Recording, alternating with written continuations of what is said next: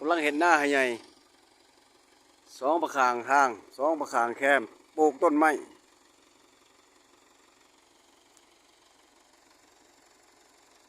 กำลังดีเลยกำลังบุกเบิกผู้ใดสนใจติดต่อเฮียตีบ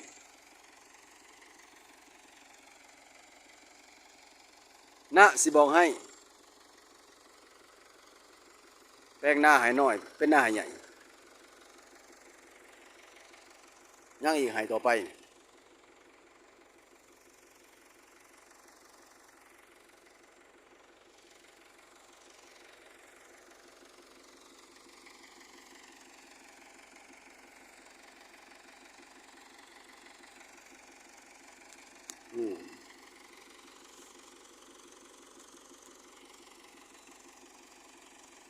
กำลังบุกเบิกมือเดียวได้นี่อีกมืออื่นคือสิแล้วสองให้